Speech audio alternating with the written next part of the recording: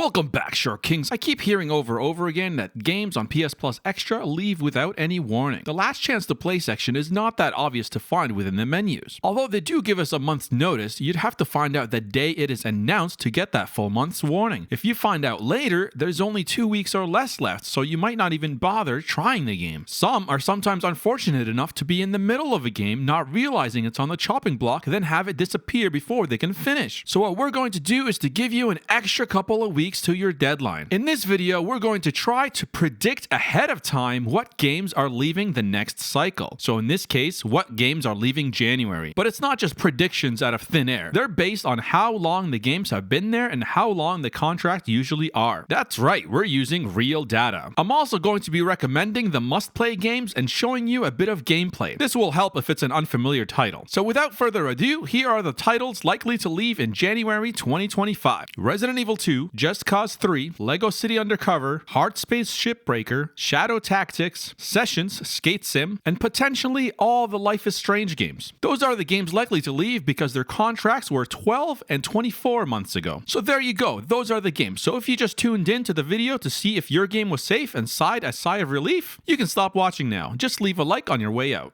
For those wanting to hear about the games, stick around and I'll go through why you should or shouldn't play them. Don't shoot! Get down!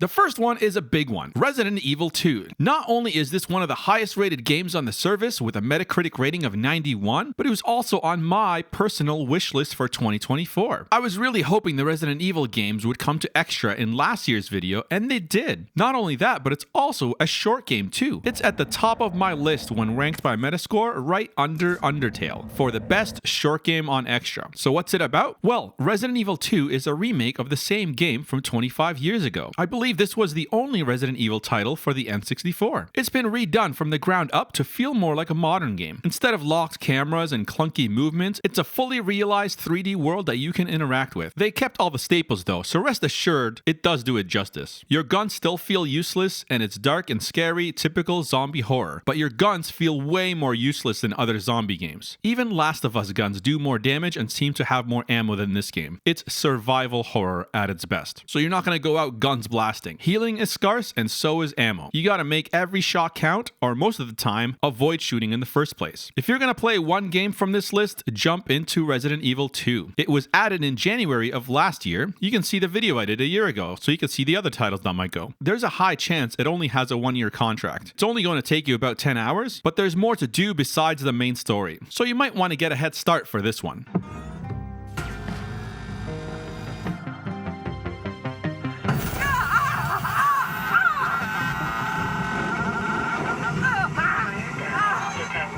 The next one is a new one for me and probably for you too. HARDSPACE Shipbreaker. This is a weird one, but highly addictive. It's got that sim job feeling of Power Wash Simulator, which is a great podcast game, by the way. And it's got the greedy space corporation that doesn't care about the danger or your life from games like Deep Rock or Journey to the Savage Planet. And it's got the flight controls of many space games. My favorite being the Outer Wilds spaceship, but that's where the similarities end. You work for a corporation that you're indebted to, and you salvage ships piece by piece to repay your massive debt. The funny gimmick story-wise is that you give the corporation your body in exchange for countless clones. So if you die on the job, you can still work the next day. Wait, isn't that the plot in that new trailer for that new movie coming out? What was that movie called again? I wonder if they got their idea after playing this. Anywho, in the game, you do space surgery essentially with precision lasers, cutting out the foundations of the spaceships to break them apart to smaller chunks that you can physically manipulate. You start off with the basic laser cutter and a sort of gravity gun that helps you move things around, but you get better equipment as you level up. The levels get harder and harder, introducing dangerous elements like fire on the ship and then oxygen management, but you also get a ton of upgrades to all of your gear. Overall, it's a highly addictive game, if you don't find it too nauseating from all the space movement. Give it a try, just for the tutorial, and see if it sticks with you. HARDSPACE Shipbreaker was also released in January a year ago, so it is very likely to go. It has a score of 83 and it'll take about 30 hours to beat, so you might want to get started soon if you're going to commit to it.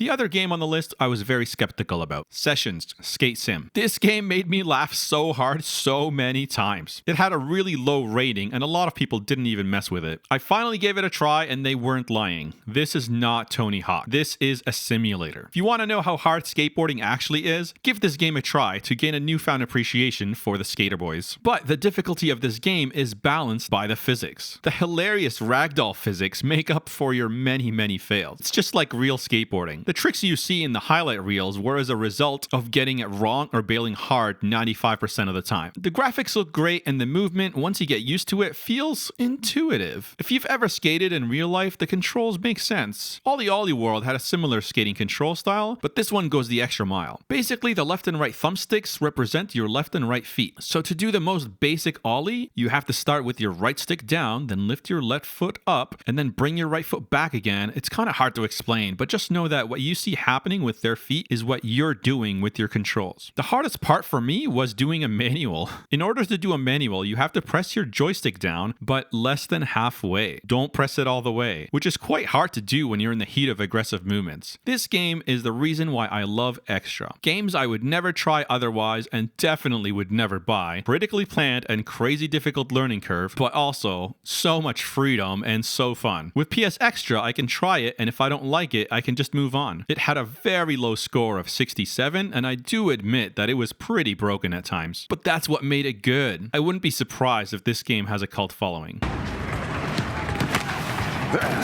Now it's up to the old man. That was a delight to watch. Now let me fulfill my end of the bargain.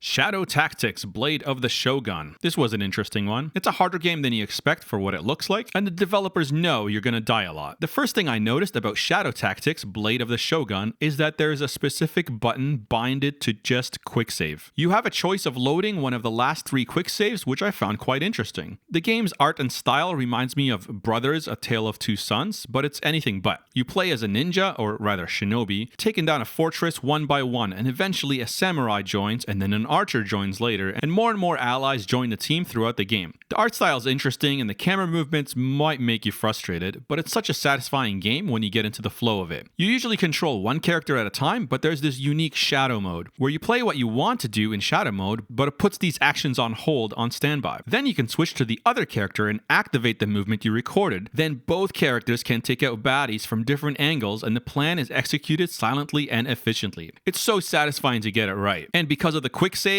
you can try again until you get it perfectly. You might be surprised to learn that Shadow Tactics has a score of 85. This was also added in January, and it will take about 25 hours to beat. Lego City Undercover is the only Lego game on Extra that has a rating of 80 or higher. What it's about? Well, basically, it's GTA for kids. So if you got little ones that like cars, action movies, and Legos, look no further. That's all I'm going to say about that one.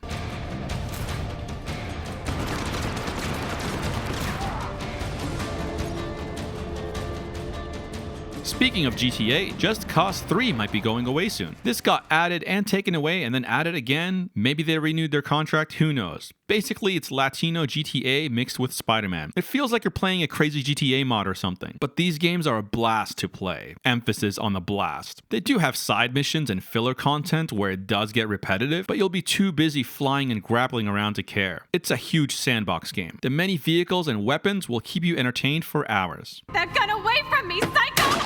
No!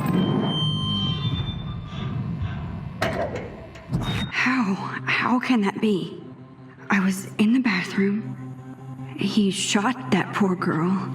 The last bit of games I'm unsure about. They've been here 2 years already. Will they stay longer or is their time up? It's the Life is Strange games. You walk around exploring and talking to NPCs with branching conversations, and then these conversations might influence the direction of the game. There's usually a supernatural ability. In the first one, you can rewind time, which is great if you say the wrong thing to an NPC and you want to retry and see a different ending. So if you don't like the way the direction of the conversation is going, you can do a do-over with the other branches. The atmosphere is so good and it sucks you right in. Teen high school drama from 2013. Some of the language is already dated, but it feels very grounded and real. The graphics and art style is pretty nice and it's running pretty smooth, I'm surprised to say. It's pretty much an ode to the butterfly effect, and it doesn't shy away from that reference. The second game has a telekinesis power involved, and the third one has another another power. The first one was a sleeper hit. It received 75 Game of the Year awards or listings. They're typically short games, but not that short. The first Life is Strange game takes about 25 hours, and that's if you rush through the main campaign. I highly recommend playing these ones because they're such gems. And also, they're fun to play with someone watching you.